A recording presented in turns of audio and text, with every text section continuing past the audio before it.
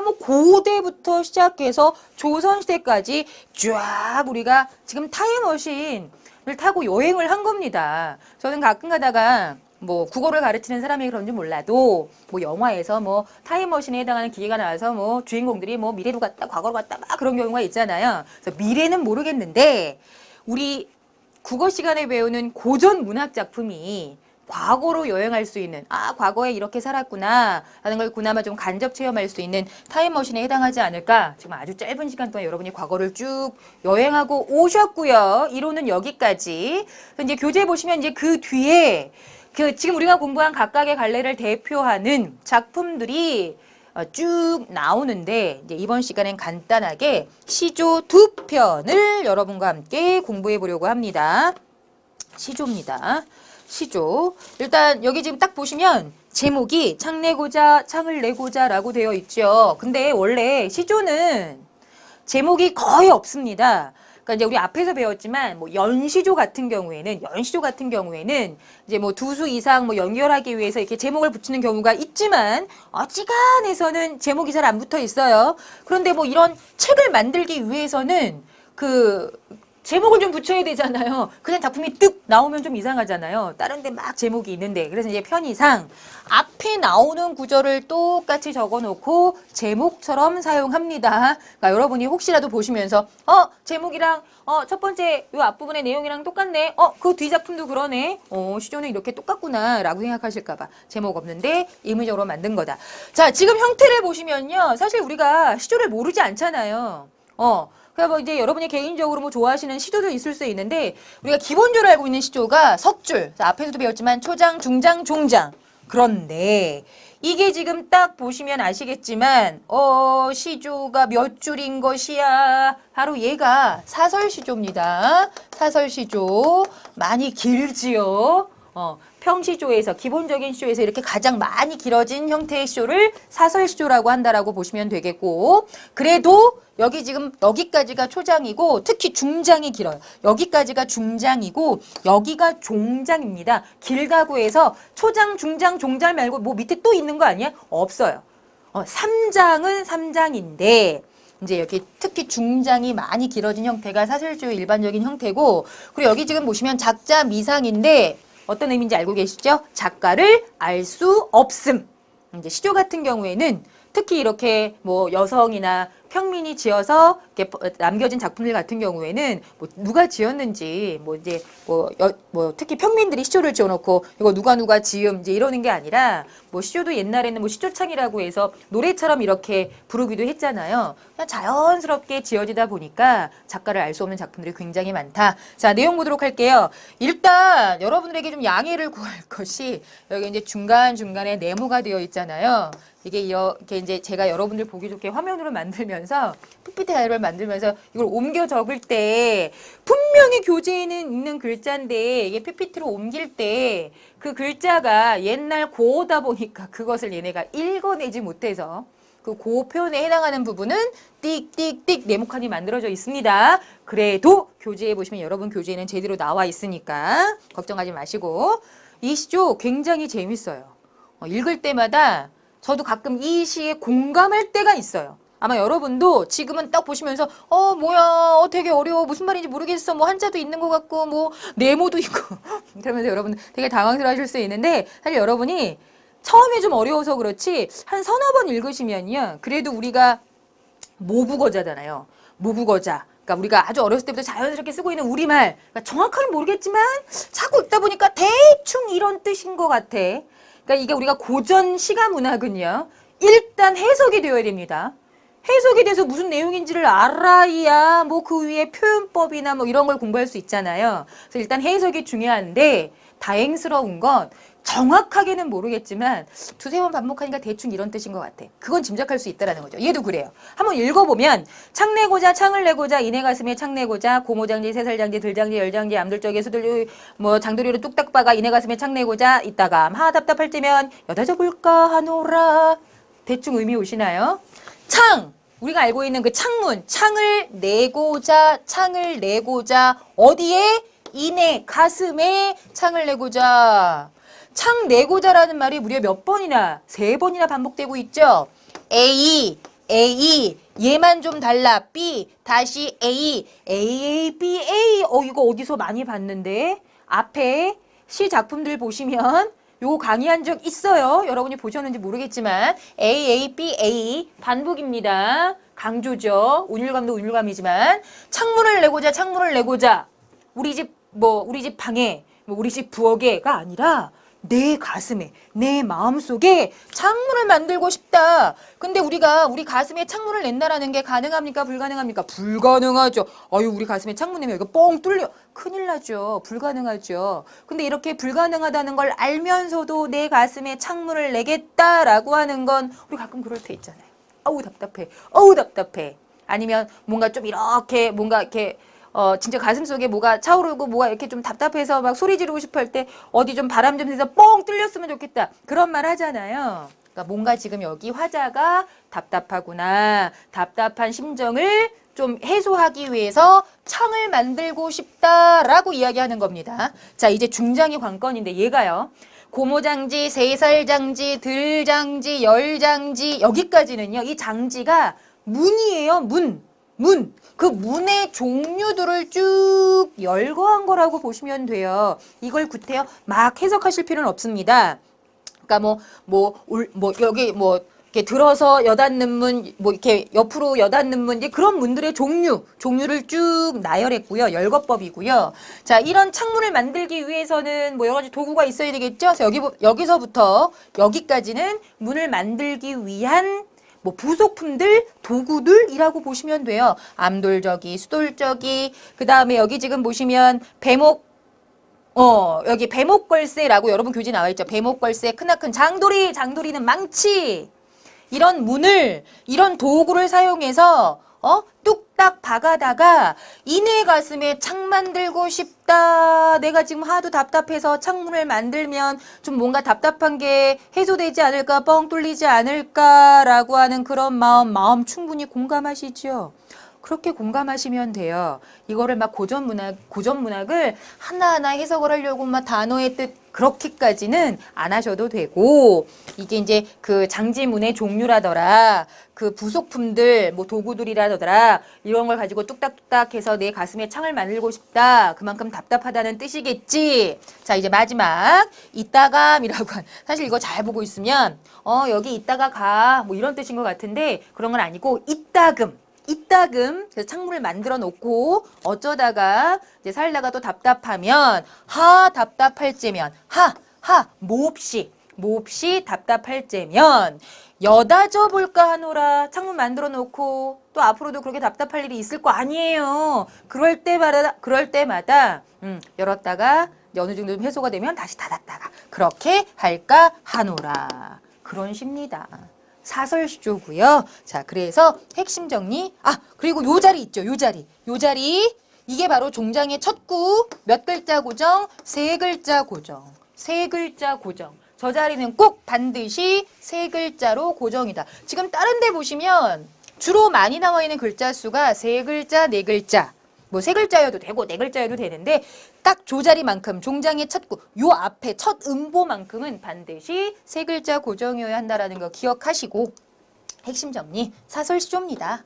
이런 걸 사설시조라고 해요. 자, 성격은 해학적. 해학적이 뭐냐면 굉장히 좀 재미있다라는 뜻이야. 이렇게 씁쓸한 웃음, 쓴 웃음 말고 밝은 웃음, 가벼운 웃음을 줄 수 있는 그런 작품을 우리가 해학적이라고 합니다. 제재는 당연히 창, 주제는 마음속에 쌓인 비애, 슬픔, 고통, 이런 하소연이죠. 아이고 답답해. 얼마나 답답하면 내 가슴에 창을 만들고 싶을 정도일까? 그 정도. 자, 특징을 보시면 중장 부분에 서민적 수다스러움이 자연스러운 웃음을 유발시킨다. 어느 부분을 얘기하는 거냐면 바로 여기. 고무장지, 세살장지, 들장지, 열장지, 암울줄기, 수도줄기, 배목걸쇠, 크나큰 장도리로 뚝딱 박아 이내 가슴에 창 만들고 싶네. 이게 길어지다 보니까 굉장히 읽는 속도감이 이제 빠르게 느껴지고요. 좀 재미있게 느껴지고 사실 본인은 괴로운데 이제 우리가 보기엔 약간 좀 해학스럽다. 웃음을 유발시킨다. 그래서 여기 자연스러운 웃음을 유발시키기 때문에 해학적이다라고 이야기할 수 있는 겁니다. 자, 포인트 모아보기 보면 초장, 중장은 창을 내겠다는 의지, 종장에는 답답할 때 열기 위해서라는 목적. 그러니까 창을 만들겠다는 의지와 더불어 마지막에는 그 창을 만들어서 어떻게 하겠다, 어떻게 할 때 이 창을 쓰겠다라고 하는 그 목적이 나와 있다라는 뜻이죠. 자, 문제는 딱 한 문제. 이와 같은 글의 특징으로 적절한 것은 했는데, 자, 시조잖아요. 시조는 시조인데 무슨 시조? 사설 시조. 그래도 시조입니다. 그래서 1번 문제의 답은 몇 번? 2번. 초장, 중장, 종장의 형식을 갖추고 있다. 그러니까 사설 시조 조심하셔야 돼요. 그러니까 시조가 항상 석줄로 나오는 것만 시조다라고 알고 계신 상태에서 만약에 이런 사설조 작품을 보시면 얘 뭐니 정체가 시조도 아니고 뭐지 고민하시다가 이런 문제 나왔을 때 엉뚱한 답 고르실 수 있거든요. 사설 시조도 시조는 시조다. 아무리 길어도 딱 3개. 초장, 중장, 종장으로만 구성이 되어 있다라고 하는 거 기억하시고 이제 저하고는 두 번째 시조를 보도록 할게요. 이 시조도 재밌어요. 자, 이 시조도 두꺼비 파리를 물고 작가 알 수 없고요. 얘도 딱 보니까 그래 알겠다. 너도 사설 시조구나. 맞습니다. 자, 내용 볼게요. 두꺼비 여기는 이제 삼각관계만 조심하시면 됩니다. 두꺼비 파리를 물고 두엄더미 위에 뛰어올라 앉아 여기까지가 초장. 건너편 산을 바라보니 송골매가 떠 있어서 뭐라고 해야 돼? 세 마리? 뭐라고 해야 되죠? 이 셋 사이의 삼각관계 요것만 잘 여러분이 알아두시면 되거든요. 지금 보면은 동물들이잖아요. 동물이라고 해도 되는 거죠. 두꺼비, 파리, 송골매, 매. 자, 이 셋의 관계 여기까지가 중장이고 여기가 이제 종장인데 내용 보도록 하겠습니다. 이게 뭐 두꺼비 나오고 파리 나오고 무슨 동물의 왕국이야 하시겠지만 일단 여러분 본능적으로 저 두꺼비가 그냥 두꺼비가 아닐 것이고 파리가 그냥 파리가 아닐 것이다. 분명히 속뜻이 있을 것이다. 맞습니다. 그러면 이 각각의 의미를 아는 게 제일 중요하겠죠. 먼저 두꺼비는 좋은 뜻 아닙니다. 부정적인 뜻이에요. 탐관오리 관리는 관리인데 탐욕스럽고 나쁜 관리들을 우리가 탐관오리라고 하죠. 아니면 부패한 양반이라는 이유로 막 백성들한테 재물을 빼앗고 그런 좀 나쁜 양반들 있잖아. 그런 부정적인 의미 두꺼비가 파리를 물어. 원래 두꺼비는 파리를 이게 슉 해가지고 잡아먹잖아요. 먹잇감이잖아요. 그러면 그런 부패한 관리들 양반들의 먹잇감 뭘까요? 이 파리는. 그렇죠. 힘없는 백성들. 힘없는 일반 백성들을 뜻합니다. 그 파리를 물고 두엄더미, 이 두엄더미가 요즘 말로 하면 뭐 퇴비라고 해야 되나? 그 농작물에게 주기 위해서 일부러 썩히는 거 있잖아요. 그러니까 사실은 굉장히 그 농작물들에게는 좋은 거지만 사실 냄새는 조금 근데 그 두엄더미, 그러니까 여기 두엄더미는 약간 좀 지저분한 냄새가 나는 그러니까 이 두엄더미는 이 두꺼비, 이 부패한 관리들이 백성들을 괴롭혀서 쌓아놓은 재물 아니면 안 좋은 방법으로 얻어낸 그 뭐 벼슬자리 이제 그런 부정적인 뜻을 가지고 있다라고 하는 것 냄새 나는 곳 두엄더미 위에 뛰어올라 앉아서 이제 팔이 물었으니까 그리고 두꺼비 입장에서는 높은 자리죠. 그러니까 내가 지금 뭐 좀 높은 자리에 뭐 먹이도 있으니 얼마나 지금 행복할까요?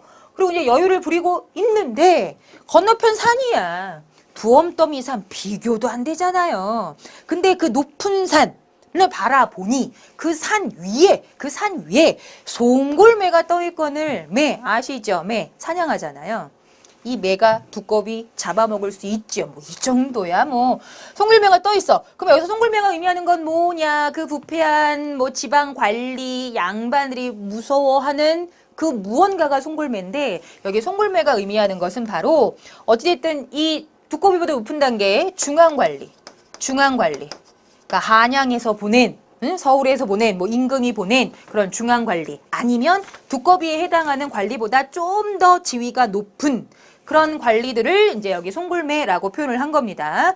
자, 송골매가 떠 있어서 두꺼비 입장에서는 큰일 날 뻔했다 가슴이 섬뜩하여 펄쩍 뛰어서 가만히 있을 순 없잖아. 송골매가 자기를 잡아먹을 수 있으니까 뛰어내리다가 두엄더미 아래 자빠졌구나. 너무 깜짝 놀라서 순간적으로 이렇게 하면 우리도 왜 갑자기 놀라서 뛰다 보면 발 삐끗할 때 있잖아요. 이제 그런 상황이라고 보시면 돼요. 그래서 여기까지는요. 마치 멀리서 누군가가 두꺼비와 파리와 송골매를 이렇게 객관적인 입장에서 이렇게 관찰하면서 써내려갔다는 느낌이 드는데 마지막 종장만 마침 나라는 말이 나와요. 나가 누구냐? 두꺼비입니다. 여기서 이제 두꺼비 화자로 변해요. 마침 내가 날래기 망정이지. 내가 날쌔기의 망정이지. 멍이 들 뻔했구나. 내가 이렇게 날쌔지 않았다면 더 다쳤을 수도 있을 것이다. 그런데 내가 날쌔게 도망쳤으니 내가 나를 구한 거야. 나는 참 진짜 대단해. 지금 두꺼비가 자기 자신을 칭찬하고 있어요. 굉장히 상황은 우스운 상황이었는데 자기 딴에는 두꺼비 나 잘했어. 자기가 자기를 칭찬하는 상황. 이런 걸 우리가 한자성어로 자화자찬이라고 하지요. 두꺼비가 자화자찬. 네, 좋은 의미 아닙니다. 그리고 사실은 송골매 무서워서 막 도망가다가 자빠진 건데 자기는 되게 자기가 잘한 것처럼 큰 소리 치고 있기 때문에 이런 걸 허장성세라고 해요. 결국 이런 두꺼비를 비판하는데 굉장히 우스꽝스럽게 비판하고 있죠. 심각하게 비판하는 게 아니라 굉장히 우스꽝스럽게 비판하고 있죠. 이렇게 비판에 웃음이 더해지는 이러한 성격을 우리가 뭐라고 하냐면 풍자라고 합니다. 이 사설쇼가요. 이런 부패한 관리, 부패한 양반을 풍자하는 굉장히 대표적인 작품. 그래서 진짜 사설시조의 어떤 형식과 풍자적인 성격 이 두 가지를 가장 잘 나타내는 작품이기 때문에 자주 나와요. 자주 보입니다. 그래서 잘 기억하시고 여기서 이상한 거 하나 있습니다. 뭐냐면요. 바로 여기예요. 요거 하나 확인하고 넘어갈게요. 마침 선생님 저기 지금 두 글자인데 원래 마지막 줄 여기 앞에는 세 글자 고정이라고 했는데 얘는 왜 두 글자인가요? 이게 사실은 이게 지금 여러분 좀 보기 편하라고 현대어로 바꿔놓은 거고요. 원래 표현에는 뭐라고 나와 있냐면 적어 놓으세요. 모쳐라 라고 나와 있어요. 모쳐라. 그러니까 마침 이게 사실은 별 의미 없는 그냥 감탄사 같은 말인데 원래 원본에는 모쳐라 해서 분명히 세 글자로 되어 있습니다. 이걸 좀 자연스럽게 해석하다 보니까 여기는 두 글자처럼 나와 있는데 원래는 세 글자 됐지요? 궁금증 해결되셨지요? 자, 그러면 이 작품의 핵심 정리를 보도록 하겠습니다. 두꺼비, 파리를 물고 두꺼비와 파리와 송골매의 삼각관계. 자, 핵심 정리, 사설시조, 풍자, 비판, 재미있게 비판. 그러니까 이거는 그냥 재미만 있으면 안 돼. 앞에 창을 내고자 하는 그냥 웃음이에요. 가벼운 웃음, 맑은 웃음. 근데 여기 두꺼비는 맑은 웃음, 가벼운 웃음이 아닙니다. 약간 우리가 요즘 말로 하면 썩소라고 해야 되나? 그래서 풍자적이다. 그리고 동물들이 등장하기 때문에 우화적. 근데 여기 등장하는 동물들, 두꺼비, 파리, 송골매, 속뜻 꼭 알아두시고요. 제재는 당연히 두꺼비, 파리. 주제는 관리. 그냥 관리가 아니야. 탐과 놀이.